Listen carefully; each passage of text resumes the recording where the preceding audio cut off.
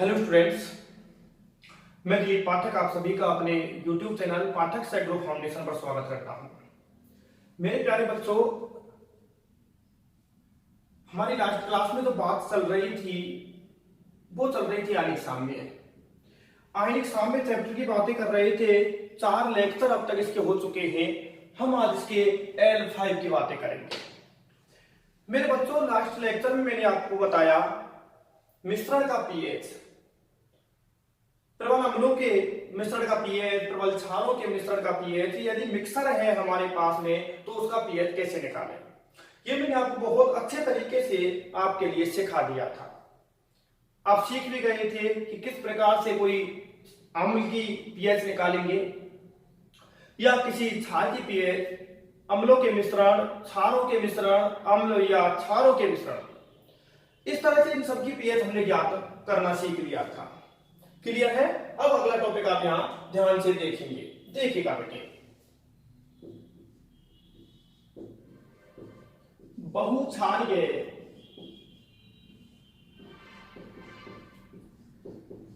अम्लों का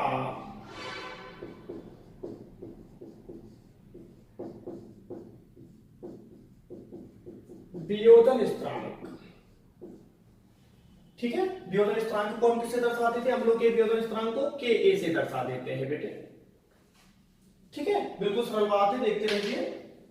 अब बहुक्षारीय अम्ल का मतलब आपके समझ में आ गया। मैंने पहले भी आपको बताया था कि अम्लों की होती है क्षारकता और क्षारों की होती है अम्लता। तो बहुक्षारीय अम्ल का मतलब जो एक से ज्यादा H+ देते हैं, जो अम्ल एक से ज्यादा H+ देते हैं वो क्या होते हैं? वो बहुक्षारीय अम्ल होते हैं। ठीक है, तो इनके लिए Ka कैसे निकालते हैं वो देखिएगा। हम कोई उदाहरण ले लेते हैं बेटा। हमने उदाहरण ले लिया H3PO4।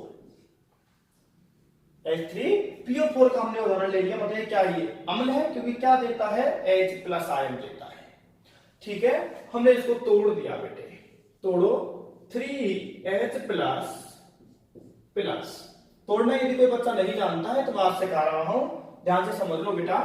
देखो, ये जो है ये किसकी संख्या है? H की संख्या। आगे वाला होता है धनायन, पीछे वाला होता है ऋणायन। ठीक है, आगे वाले के नीचे लिखा हुआ जो है, जैसे कि 3 लिखा हुआ है तो ये PO4 का आवेश है। 3 कहां चला जाएगा? यहां चला जाएगा, इसका आवेश है।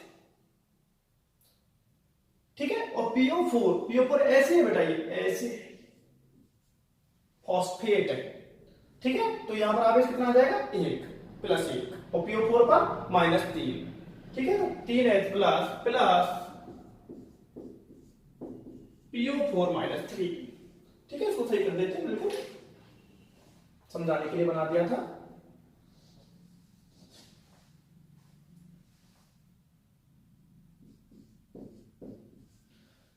तो मेरे बेटा, सबसे पहले हमने ये H3PO4 को तोड़ लिया। इसमें 3H+ मुक्त किए, लेकिन ये 3H+ जो है मेरे बेटा, ये 3 अलग अलग पदों में मुक्त किए जाएंगे।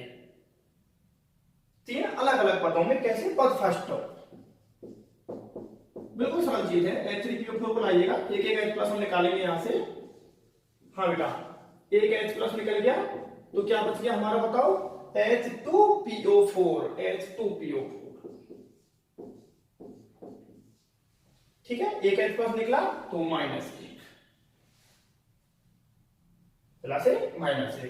अब पद सेकंड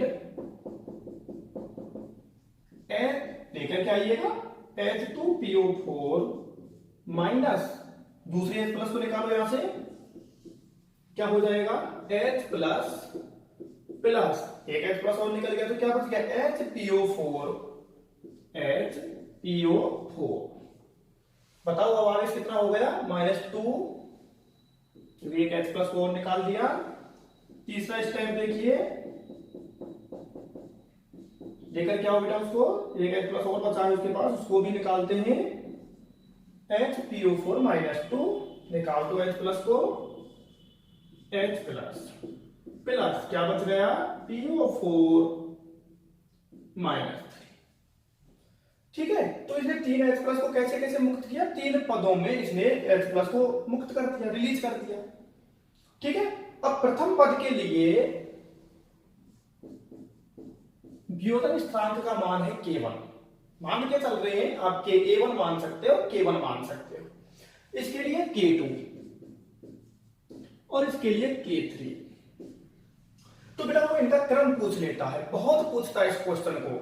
3 पदों में ये टूटा, प्रत्येक पद के लिए हमने व्योतन स्थिरांक मान लिया। प्रथम पद के लिए व्योतन स्थिरांक K1, द्वितीय के लिए K2, तृतीय के लिए K3। तो इनके मान पूछ लेता है, तो इनका मान का जो क्रम होगा बेटा, सबसे ज्यादा मान होता है K1 का, उससे कम K2 और K3। इस प्रकार से इनके मान घटते चले जाते हैं। K3 K1 सबसे ज्यादा, उससे कम K2, उससे कम K3। तो क्रमागत जो मान है इनके व्योतन स्थिरांकों के, जो क्रमागत मान है, लगातार जो मान है वो क्या होते चलेंगे, घटते चले जाएंगे। सबसे ज्यादा पहले का मान होगा, पहले H प्लस को निकालना सबसे आसान होगा। उसके बाद में थोड़ा मुश्किल होगा, दूसरे को तीसरे को निकालना और मुश्किल होगा। तो इस तरह से K के मान जो है वो घटते चले जाएंगे। ठीक है। अब हमको इस अभिक्रिया के लिए K निकालना है। ऊपर हमारी हेडिंग ये है Ka। ठीक है। इस अम्ल के लिए हमें Ka निकालना है। अम्ल का क्या निकालना है, Ka निकालना है। तो क्या कर देंगे हम, तीनों जो Ka है हमारे जितने भी पदों में टूटा है, 3 पदों में टूटा है, तो इनका हम गुणा कर देंगे। K1 गुणा K2 गुणा K3। बिल्कुल सरल चीज है। तो गुणा कैसे हुए हैं, ये सारी बातें हम आपको डिटेल में बता सकते हैं, लेकिन बेटा बहुत ज्यादा आपके काम की बातें नहीं है। जितने काम की बातें होती है उतना आपको बता देते हैं। देखो किस तरह से जोड़ा है, किस तरह से फिर इनका गुणा हुआ है। ठीक है, ये बात देख लीजिएगा आप। K1 ज्यादा, उससे कम K2, उससे कम K3 और भी H प्लस होते हैं, तो इस तरह से मान घटते चले जाएंगे। और अम्ल के लिए Ka क्या हो जाएगा, प्रत्येक पद के व्योतन स्थिरांक का गुणनफल, गुणा कर देंगे हम। K1 गुणा K2 गुणा K3। अब मान लो इसी तरह हमारे कोई क्षार होता, ठीक है। तो क्षार के लिए क्या हेडिंग होती है, ध्यान से समझा करो। बहु अम्लीय क्षार,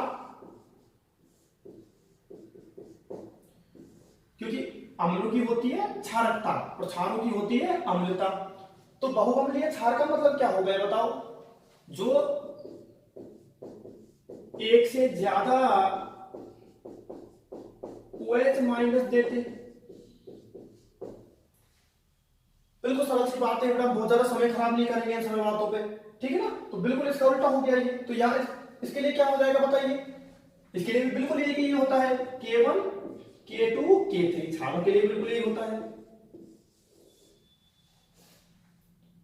ठीक है। अब इसके लिए Kb लिखना हो, क्षार के लिए हम Kb लिखते हैं, तो बिल्कुल Kb भी ऐसे लिख देंगे। कैसे, K1 गुणा K2 गुणा K3।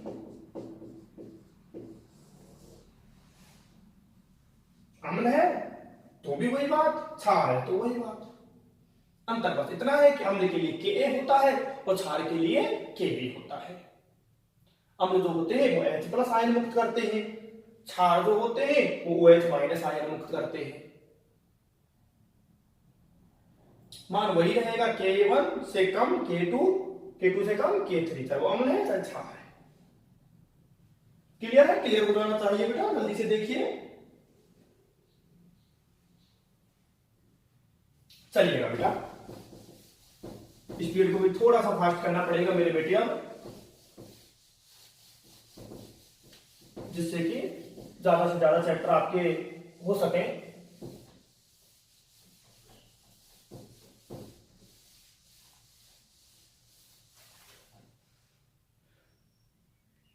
आइएगा मेरे प्यारे बच्चों, एक क्वेश्चन कराते हैं आपके लिए। क्वेश्चन को देखिए। 0.1 m CH3COOH एसिटिक एसिड होता है के लिए Ka का मान, अम्ल है ये, अम्ल के लिए क्या होता है Ka, 10 की घात -5 है, तो निम्न की गणना करो,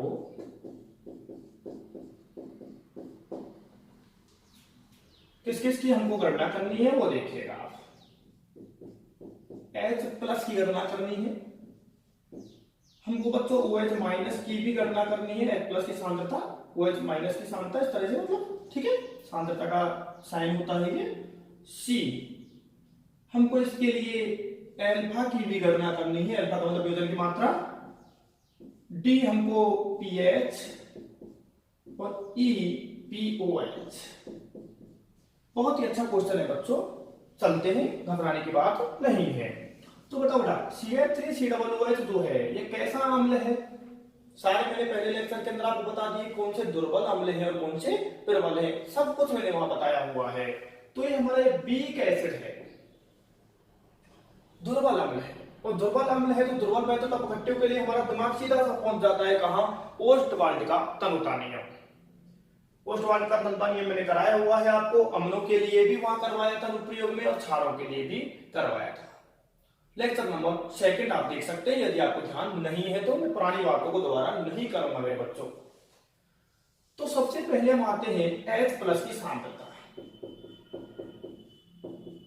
तो H प्लस की सांद्रता का सूत्र क्या था? रूट के ए सी आप देख लीजिएगा लेक्चर नंबर 2 को, ठीक है, मैंने बहुत अच्छे से समझाया था। चलो, तो के का मान हमें दिया है 10⁻⁵ और सांद्रता C का मतलब सांद्रता 0.1 हमको दे रखी है। तो रूट 10⁻⁵ गुणा 0.1 मतलब 0.1 का मतलब क्या होता है? 10⁻⁻1 होता है, पॉइंट के बाद एक संख्या है तो 10⁻⁻1, तो -5 और -1 कितना हो गया? 10⁻⁻6। 10⁻⁻6 का रूट कितना होता है बोलिए? 10⁻⁻3। घातों का रूट आधा कर देते, घात का रूट आधा कर देते, 6 तो 3, 4 तो 2, इस तरह से कर देते हैं। क्लियर? हमारी H प्लस की सांद्रता आ गई। बी, OH माइनस की सांद्रता पूछ रहा है, बताते हैं बेटा। मैंने आपको KW पढ़ाया था, KW क्लियर है? लेक्चर नंबर 3 में पढ़ाया था। तो KW का मतलब क्या था? H प्लस की सांद्रता, OH माइनस की सांद्रता। KW का मान हमें पता है, ये 25 डिग्री सेल्सियस पर कितना होता है? 10⁻⁻14। H प्लस की सांद्रता हम निकाल चुके, OH माइनस की आराम से निकाल देंगे। तो OH माइनस की सांद्रता बराबर H प्लस को इसके नीचे ले आइएगा मेरे बच्चों, KW बटे H प्लस की सांद्रता। KW का मान कितना होता है? 25 डिग्री सेल्सियस पर फिक्स होता है वो, तो 10⁻⁻14 बटे H प्लस की सांद्रता हमने निकाल ली 10⁻⁻3। 10⁻⁻3 ऊपर जाकर के प्लस का हो जाएगा, तो -14 प्लस के 3 क्या बच गया? -11। 10⁻⁻11 बिल्कुल जी है, और ये मोस्ट भी है, ये जगह में कई बार पूछ लिया है। सी पर आएंगे बेटा, एल्फा। एल्फा तो मेरे बेटा एल्फा का सूत्र मैंने आपको बताया है, एल्फा बराबर क्या आया था हमारे? रूट के ए बटे सी। मैंने उस्मानी के तंत्र नियम में निकाला था, के बराबर क्या था? सी एल्फा स्क्वायर। के बराबर सी एल्फा स्क्वायर, तो एल्फा का मान क्या आ गया? रूट के ए बटे सी, ठीक है। के का मान हमें दिया हुआ है कितना है? 10⁻⁵ सांद्रता है 0.1 का रूट, ठीक है। 0.1 का मतलब क्या हो गया? 10⁻⁻1, -1 ऊपर गया तो प्लस का 1 और माइनस का 5, मतलब क्या बचा? 10⁻⁻4। एक एक बात को बता रहा हूं बेटा, क्योंकि एग्रीकल्चर वालों को थोड़ा सा दिक्कत आती है कैलकुलेशन में। इसका मतलब हो गया 10⁻⁻1 ऊपर गया तो प्लस का 1, 10⁻⁻5 और 10 प्लस का 1, क्या बच गया? 10⁻⁻4 का रूट 10⁻⁻4। बताओ बेटा कितना आ गया? 10⁻⁻2। ये लो 10⁻⁻2। बिल्कुल सरल है, कोई समस्या नहीं होनी चाहिए। ठीक है, ये 3 पॉइंट करा दिए, इनको देख लीजिएगा, मैं फिर मिटाऊंगा थोड़ा सा, हो सकता है वीडियो रिकॉर्डिंग में लिखेगा नहीं दिख रहा हो।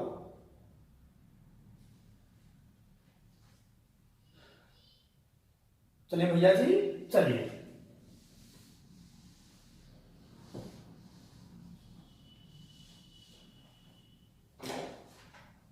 अब पॉइंट नंबर डी पर आइएगा, पीएच। तो पीएच तो आप बहुत अच्छे से सीख गए हो, माइनस लॉग एच प्लस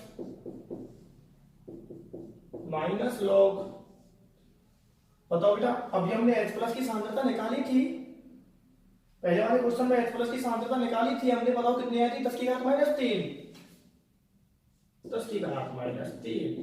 तो पीएच कितनी आ गई बोल दो, 3। खूब सिखाई मैंने ये, खूब लोग सिखाए कल की क्लास में, परसों की क्लास में, लेक्चर 4 और लेक्चर 3 में केवल पीएच सिखाई थी आपको। ठीक है, तो पीएच आ गई 3। वो तो पीओएच भी पूछ रहा है पॉइंट ई, तो बताओ बेटा पीओएच बराबर क्या हो जाएगा, 14 माइनस पीएच, तो 14 माइनस 3 बराबर 11। इस तरह से हम आराम से इस क्वेश्चन को कर सकते हैं। 5 बातें यहां आपको मैंने समझाने की कोशिश की है, एच प्लस सांद्रता, ओएच माइनस सांद्रता, एल्फा, पीएफ और पीओएच। क्वेश्चन बहुत अच्छा था बच्चों, ये 1-2 बार ऐसा क्वेश्चन जेट में पूछा गया है। ठीक है फिर भैया जी, चलते हैं आगे। चलिए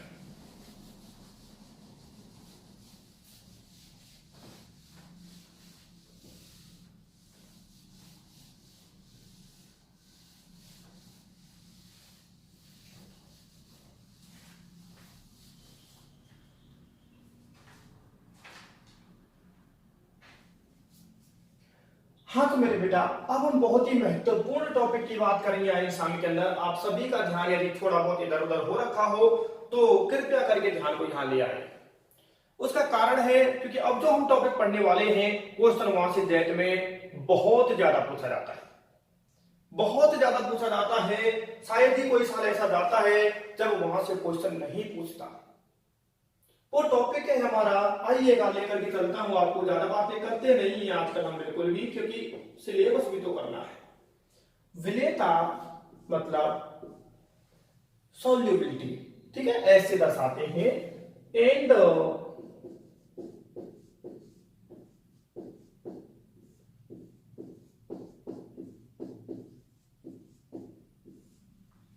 विलेयता गुणनफल, जिसको हम KSP से दर्शाते हैं। ठीक है, सॉल्युबिलिटी प्रोडक्ट, सॉल्युबिलिटी यानी विलेयता और प्रोडक्ट का मतलब क्या होता है, गुणनफल। तो आज हम बातें करेंगे विलेयता और विलेयता गुणनफल के बारे में। बहुत ही ध्यान से मेरे बच्चों आपको समझना होगा। आइए सबसे पहले मैं आपके लिए बताता हूं कि विलेयता क्या होती है। विलेयता का मतलब होता है बेटा कि हमारे पास में 100 ग्राम विलायक है, 100 ग्राम क्या है, विलायक।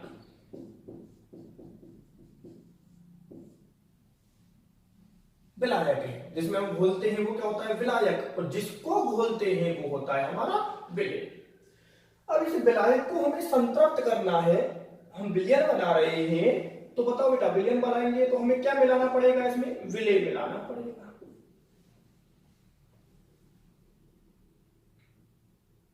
विलेय मिलाना पड़ेगा हमें। और इस विलायक में हम जितनी मात्रा में विलेय घोल सकते हैं, विलेय की जितनी मात्रा घोली जा सकती है, और कब तक मात्रा घोलनी है, जब तक कि हमारा क्या नहीं बन जाए, संतृप्त विलयन नहीं बन जाए।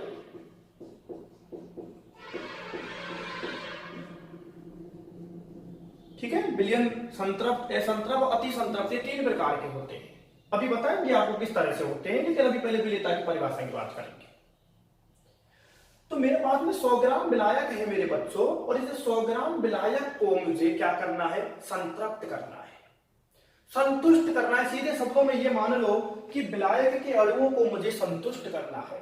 और विलायक को संतुष्ट कौन करता है? विलेय करता है। विलायक को चाहत होती है विलेय की कि मुझे विलेय दो भाई, जिससे कि मैं विलेय के साथ मिलकर के क्या बना लूं? विलयन बना लूं। हम इसमें विलेय मिलाते चले गए, 100 ग्राम विलायक है, हम इसमें विलेय मिलाते गए। भाई तू संतुष्ट हो, तू संतृप्त हो। विलायक ने कहा हाँ मैं संतृप्त हो गया, मैंने संतृप्त विलयन बना दिया, अब बस अब विलेय मत मिलाओ, अब विलेय मत मिलाओ, मैं संतृप्त हो गया। तो जितनी मात्रा आपने विलेय की मिलाई है उसी को हम कहते हैं मेरे बच्चे विलेयता। किसी निश्चित ताप पर, आपको परिभाषा सुनाता हूं इसकी और अच्छा क्लियर हो जाएगा। किसी निश्चित ताप पर कौन सी अवस्था प्राप्त होने तक? संतृप्त अवस्था प्राप्त होने तक। संतृप्त अवस्था प्राप्त होने तक विलेय की वह अधिकतम मात्रा जिसे 100 ग्राम विलायक में घोला जा सके। विलेय की वह अधिकतम मात्रा जिसे 100 ग्राम विलायक में घोला जा सके, 100 ग्राम विलायक को संतुष्ट किया जा सके, विलेय की वही मात्रा विलेयता कहलाती है। कितना घुल गया, विलेय की कितनी मात्रा घुल गई, वही विलेयता है। ठीक है, देखो मैं आपको उदाहरण बताता हूं। जैसे मेरे बेटा 1 लीटर जल में 5 ग्राम शक्कर घोली गई। 1 लीटर जल में हम अधिकतम कितनी शक्कर घोल सकते हैं? माना कि 5 ग्राम घोल सकते हैं। तो शक्कर की विलेयता बताओ बेटा कितनी हुई? शक्कर की विलेयता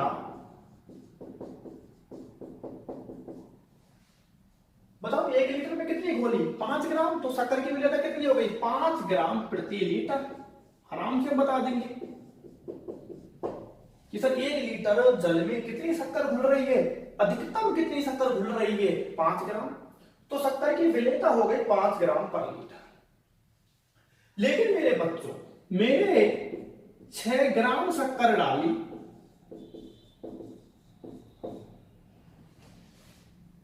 तो अभी भी कितनी शक्कर घुलेगी? घुलेगी तो 6 में से 5 ग्राम ही। विलेयता अभी भी कितनी होगी? 5 ग्राम प्रति लीटर होगी, क्योंकि अधिकतम घुली ही कितनी रही है उसमें? 5 ग्राम शक्कर घुल रही है। अब 5 ग्राम मिला देंगे, 5 ग्राम घोली जा सकती है। आपने 5 ग्राम ही मिलाई तो विलेयता 5 ग्राम प्रति लीटर हो गई। लेकिन आपने 5 से ज्यादा मिला दी, 6 ग्राम मिला दी, अभी भी कितनी घुलेगी? 5 ग्राम घुलेगी। तो फिर 1 ग्राम शक्कर अवक्षेपित हो जाएगी, शेष 1 ग्राम शक्कर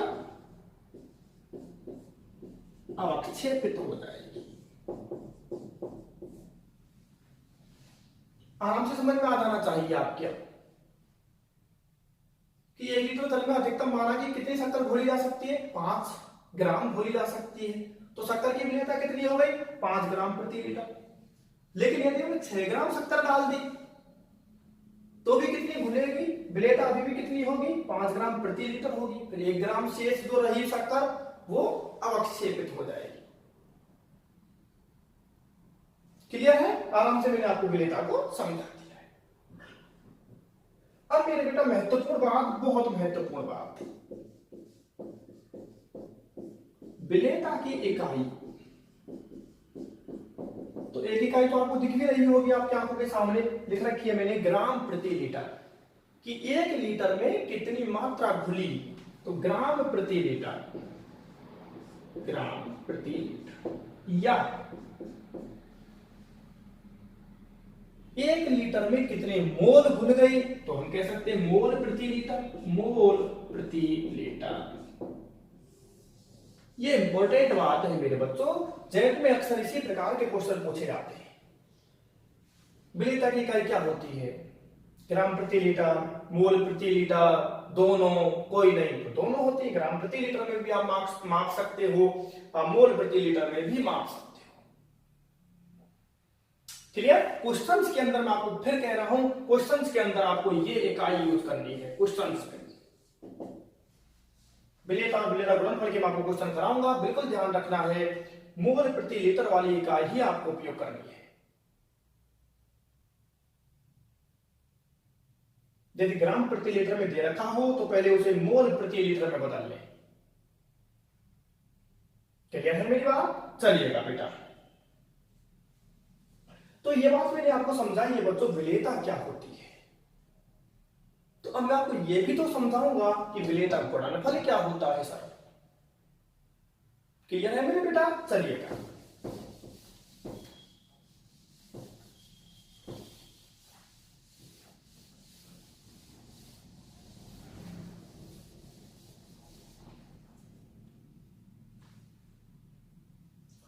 अब देखिएगा मेरे बेटा, तीन स्थितियां दिखाता हूं पहले आपको। विलेयता गुणनफल से पहले तीन स्थितियां समझाना चाहूंगा। यदि हमारी विलेयता, विलेयता का मतलब क्या होता है? सोल्यूबिलिटी, ऐसे दर्शाते हैं। यदि सोल्यूबिलिटी जो है वो 0.1 एम से ज्यादा है, विलेयता जो है वो 0.1 एम से ज्यादा है। एम का मतलब क्या हुआ? मोल प्रति लीटर बेटा, मोलरता, मोलरता, मोलरता मतलब मोल प्रति लीटर। अभी मैंने कहीं बताई थी ना आपको, मोल प्रति लीटर, ठीक ना, तो कैपिटल एम से दर्शा देते हैं। तो यदि हमारी विलेयता जो है वो 0.1 एम से ज्यादा है तो हम कहेंगे कि भाई ये विलेयशील लवण है।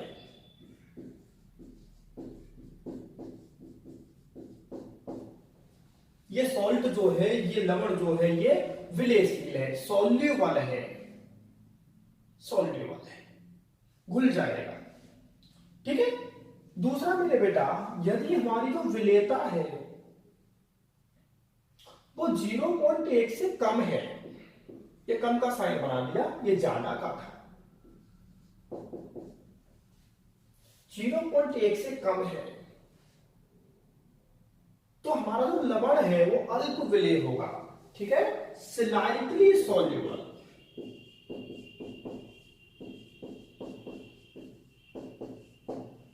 घुलेगा लेकिन कम घुलेगा, स्लाइटली सॉल्युबल। ठीक है, मैं हिंदी लिख देता हूं इसकी, अल्प विलेय,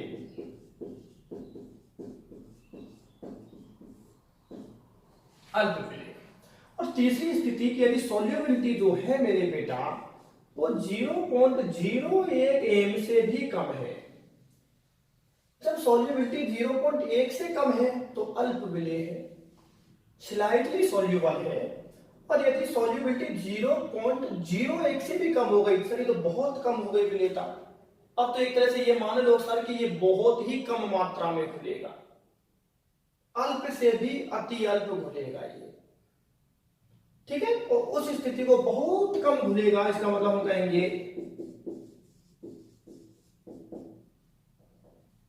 स्प्रेंगली सॉल्युबल, स्प्रेंगली सॉल्युबल। इसकी हिंदी में आपको बताता हूं, बड़ी अजीब सी हिंदी है, विरल विलेय।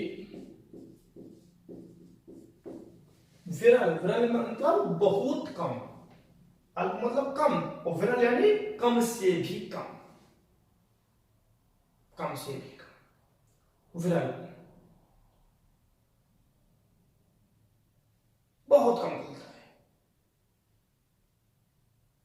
इतना कम कि 1 ग्राम यदि विलेय को घोलना होगा ना, 1 ग्राम विलेय को, तो लगभग हमें 100 ml विलायक की जरूरत होगी, लगभग 1 ग्राम, 100 ग्राम विलायक में लगभग कितना घुलेगा? 1 से 3 ग्राम घुल जाएगा, अधिकतम 3 ग्राम घुलेगा, बहुत कम। क्लियर बातें होनी चाहिए।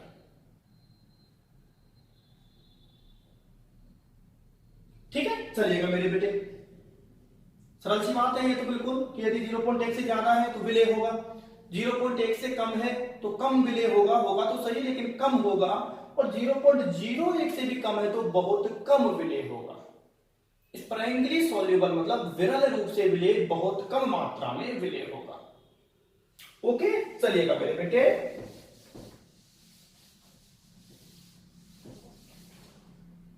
अब मैं आपको सिखाता हूं विलेयता गुणनफल। आ जाइएगा, विलेयता गुणनफल। बच्चों हमारे पास में कोई सॉल्ट है, अल्प विलेय सॉल्ट जैसे AgCl ज्यादा नहीं घुला करता ये।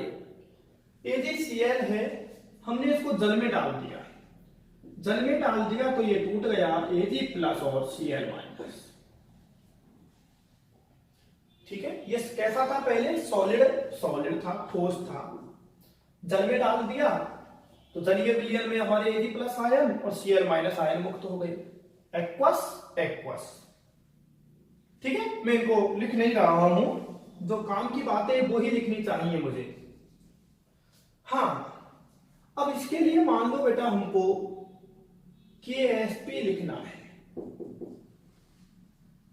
विलेयता गुणनफल लिखना है। ठीक, तो हम इसके लिए KSP कैसे लिखेंगे? Ag प्लस आयनों की मोलर सांद्रता गुणा Cl माइनस की मोलर सांद्रता।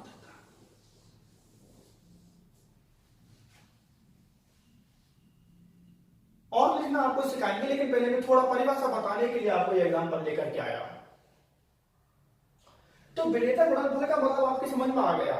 इसका मतलब क्या है? मोलर सांद्रता, धनायन की मोलर सांद्रता, ऋणायन की मोलर सांद्रता का गुणनफल, गुणा कर रखे ना, तो आयनों की मोलर सांद्रता का गुणनफल ही क्या कहलाता है? विलेयता गुणनफल कहलाता है।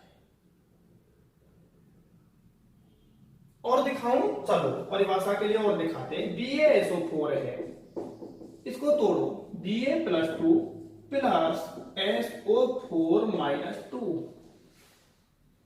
ये तो 10वीं क्लास से पढ़ते आ रहे हैं भाई, ये तो किस तरह से अपघटित करना है। तो इसके लिए KSP लिख दो, लेकर के आओ आयनों को, Ba प्लस 2 की मोलर सांद्रता, बड़ा पुस्तक बनाया, इसका मतलब मोलर सांद्रता को दर्शा रहा है, गुणा SO4 की मोलर सांद्रता।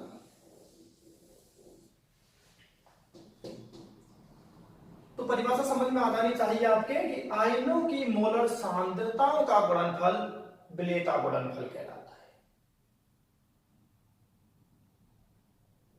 आयनों की मोलर सांद्रताओं का गुणनफल विलेयता गुणनफल कहलाता है। ठीक है, चलिए अब मैं आपको विलेयता गुणनफल लिखना सिखाता हूं, तो ध्यान से देखिए। आइएगा, बिल्कुल भी घबराने की जरूरत नहीं है आप लोगों को बेटे। AgCl, तो सबसे पहले हम AgCl को तोड़ देंगे, Ag प्लस Cl माइनस। ठीक, इसकी जो विलेयता है, बिल्कुल नहीं घबराना है बच्चों, सरल चीजें हैं। इसकी विलेयता S फॉर सॉल्युबिलिटी, और इसके लिए भी हमारी S।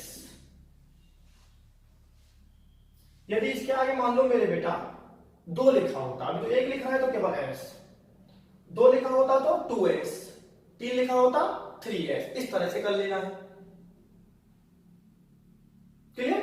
चलो अब इसके लिए KSP लिख दो, KSP बराबर Ag plus Cl minus. Ag plus कितना है? S, Cl माइनस S, तो KSP बराबर हमारा आ गया S स्क्वायर।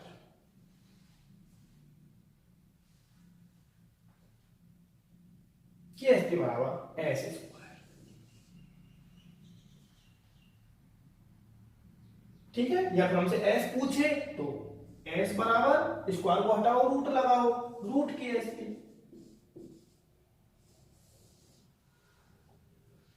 आराम से निकाल देंगे बेटे, कोई समस्या आपको नहीं आने वाली है। दूसरा उदाहरण देखिएगा। दूसरा उदाहरण देखिएगा, मैंने अभी भी लिया था ये उदाहरण। BaSO4, BaSO4 को तोड़ो बेटा, Ba plus 2 plus 2, sorry Ba plus 2 plus SO4 minus 2। Barium plus तो आवेश होता है, सल्फेट माइनस 2। तोड़ दिया, बिल्कुल गलती नहीं करनी है। बताओ Ba प्लस 2 क्या है, कितना लिख रहा है? 1, तो 1S तो S लिख सकते हैं, केवल S, इसकी सॉल्युबिलिटी S। इसकी भी एस। ठीक है, केएसपी मैंने आपको लिखना सिखा दिया। बताओ, दोनों आयनों की मोलर सांद्रता, Ba+2 की मोलर सांद्रता, SO4-2 की मोलर सांद्रता।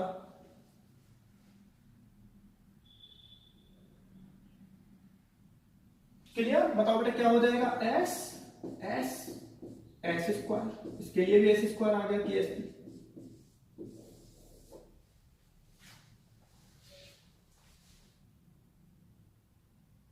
आराम से निकल जाएगा।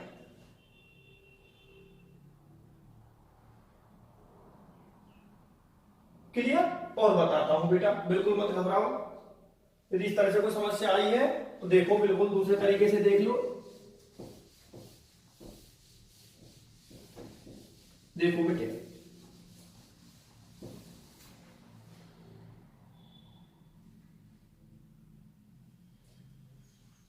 देखो बेटा, कोई वैद्युत अपघट्य है हमारा AXBY, ये कोई सॉल्ट है। सबसे पहले आप इसको तोड़िएगा। अब पूरा ध्यान यहां करना चाहिए आपको, मैं लिखना सिखा दूंगा केएसपी। बिल्कुल तोड़ो इसको। तो मैंने कहा इसके आगे जो है x जो है ये किसकी घात हो जाएगी, किसका आवेश हो जाएगा? b का। और y किसका? a का। a के मोलों की संख्या कितनी? x।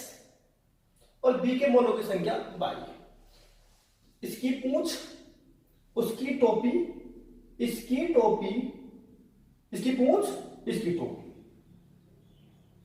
इसकी पूंछ, उसकी टोपी, उसकी पूंछ, इसकी टोपी। यार ऐसे तो पढ़ाता था ना पहले। तो बताओ क्या हो जाएगा? x a।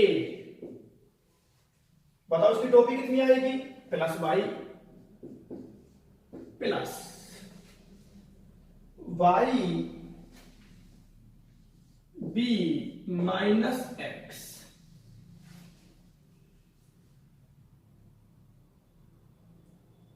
आराम से तोड़ लेंगे। अब इसके लिए केएसपी लिखना है, ज्यादा बातें नहीं करेंगे। जेट आईसीआर के लिए बहुत ज्यादा कोई आईआईटी का एग्जाम नहीं है। आईआईटी के लिए आपको नहीं बताई जा रही चीजें, तो एक एक चीज को खोले यहां पर। बताओ बेटा, इसके आगे कितना लिख रहा है? बताओ, a प्लस वाई के आगे कितना लिख रहा है? x लिख रहा है। x जो लिख रहा है उसी की घात वही, x की घात x गुणा, चलते चलो गुणा। b के आगे कितना लिख रहा है? देखो b के कितने मोल है? 22, तो 22 की घात 22। ठीक, गुणा s की घात, इन दोनों की घातों को जोड़ दो, x plus Y, x plus Y. ये मैंने आपको सूत्र बता दिया है। इस तरीके से आप विलेटा गुणनफल निकालेंगे। आइएगा अपने उदाहरणों पर, ज्यादा आपको सोचने की जरूरत नहीं है। AgCl, चलो दोबारा से वही लेकर के चलूंगा। तोड़ो इसको, Ag plus plus Cl minus. Ksp लिखना है हमें, केएसपी बराबर, बोलो Ag प्लस के आगे कितना लिख रहा है? 1 की घात 1। जो कोष्टक में लिखा है वही घात लगाइए बच्चों। Cl माइनस के आगे कितना लिख रहा है? 1 की घात 1 गुणा s। सॉल्युबिलिटी, हाँ बताओ, s की घात कितनी? 1 प्लस 1। इन दोनों की घातों को जोड़ दिया करो, 1 प्लस 1। तो बताओ कितना आ गया? 1 की घात 1, 1 हो गया है। 1 की घात 1, 1 हो गया। तो s की घात, तो s स्क्वायर। ये लो, ये आ गया केएसपी AgCl का। क्लियर? देखते चलिएगा, कई सारे एग्जांपल कराता हूं जिससे प्रैक्टिस हो जाए मेरे बेटाओं की। BaSO4 को तोड़ो, अभी भी बता दिया था मैंने। Ba+2 प्लस SO4-2 लिखो केएसपी बेटे। बताओ Ba के आगे कितना लिख रहा है? 1 की घात 1। SO4 के आगे कितना लिख रहा है? 1 की घात 1। S, दोनों घातों को जोड़ो, 1 प्लस 1। तो ये भी हमारा कितना आ जाएगा बेटा? s स्क्वायर आ जाएगा। कोई समस्या मेरे प्यारे बेटाओं होनी नहीं चाहिए।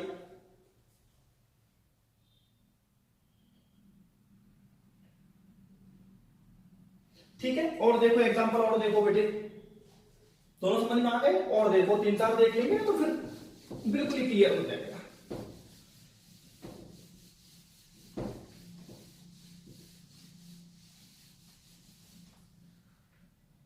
देखिए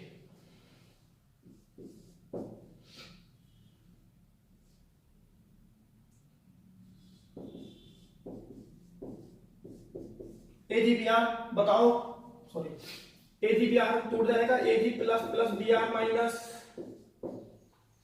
बताओ KSP।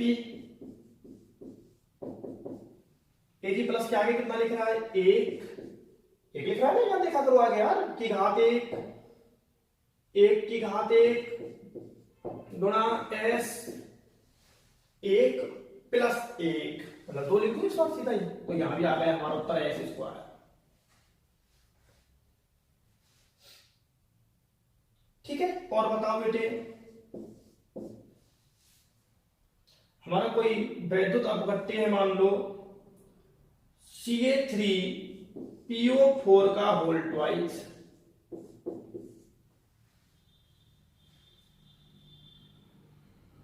Ca3PO4 का होल ट्वाइस। चलो बेटा पहले तोड़ो इसको, 3Ca, बताओ Ca का आवेश कितना आएगा? इसकी पूंछ, इसकी टोपी, +2 प्लस PO4 की संख्या कितनी है बोलो? 2 है तो 2 संख्या आगे आती है, आवेश ऊपर जाता है, आवेश कितना है? -3।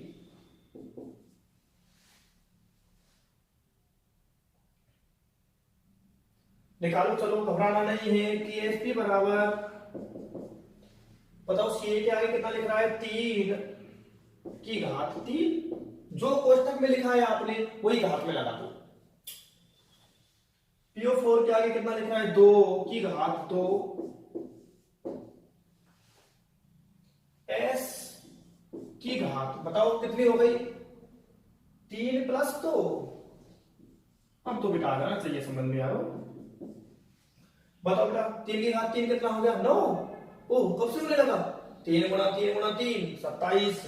9 ही बताते, मुझे पता है, हर बार ऐसे ही करते हो आप। 27 गुणा 2 की घात 2 4, ठीक है, और S की घात 3 और 2 5, तो 27 का कितना हो गया? 108 S5, ये आ गया KSP इसके लिए। अब तो बेटा बिल्कुल नहीं घबराइए आप लोग, ये इसके लिए KSP निकाल दिया।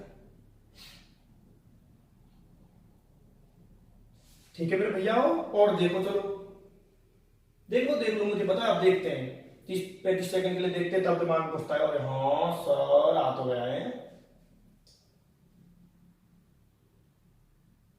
चलो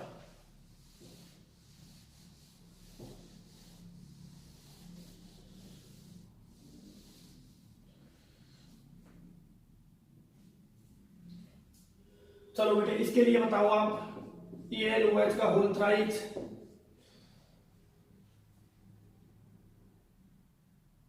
बता देंगे? चलो तोड़ो इसको, EL +3 + 3OH माइनस, तोड़ना सब सीख गए होंगे। EL कितना आवेश आ गया? +3, OH है कितने? 3 है आवेश, EL के नीचे कितना लिख रहा है? 1, तो -1, इसकी टोपी, उसकी पूंछ, उसकी पूंछ, इसकी टोपी, इस तरह से। हाँ बेटे, KSP बराबर, बोलो यहाँ कितना लिख रहा है? EL प्लस के आगे देखा करो, ऊपर की कभी नहीं कह रहा हूं, आगे की कह रहा हूं। 1 घात 1, 3 की घात 3, S है ना अपने पास में, S की घात कितनी? 1 + 3, तो 1 + 3 सीधा कर दोगे 4।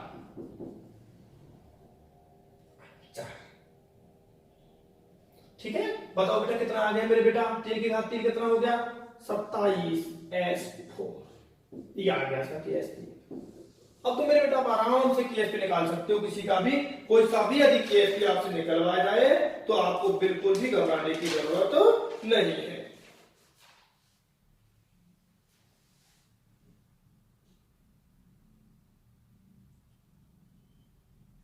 एक और निकालो चलो। ठीक, चलो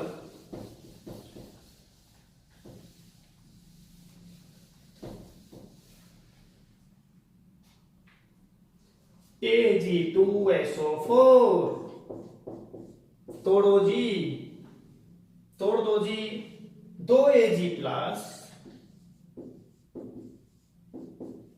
Ag+1 आवेश हुआ करता है, SO4 -2 प्लस SO4 -2।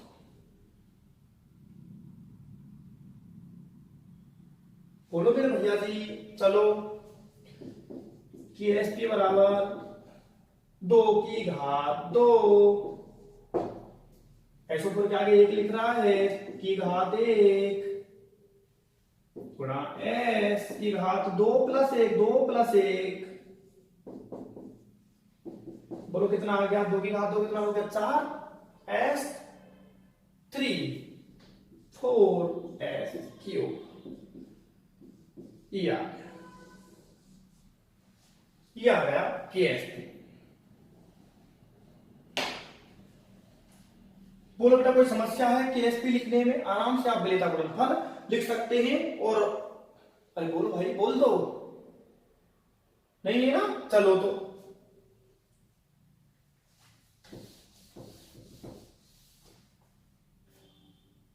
अब इनके लिए आप खुद लिख लेना, चलो थोड़ी सी प्रैक्टिस हो जाएगी। अभी लिख दो, चलो AgCl AgBr एक बार लिख दो, कोई दिक्कत नहीं है सर, आप इन दोनों करा दिए, कोई दिक्कत नहीं, करा दिए, प्रैक्टिस हो जाएगी। AgI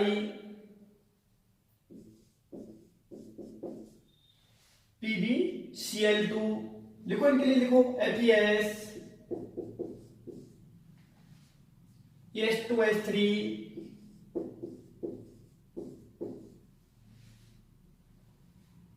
ठीक है, इनके लिए लिख लो बेटा, खुद ही कर लेंगे आराम से, लिख लो, नोट कर लो। इनके लिए केस पे लिख लेना है आपको खुद ही, कैसे कैसे केस पे लिखना सीखेंगे।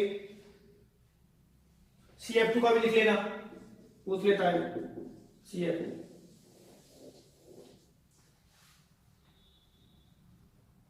इनका भी गुणनफल लिखना है और मुझे बताना है कि क्या आ रहा है आपका।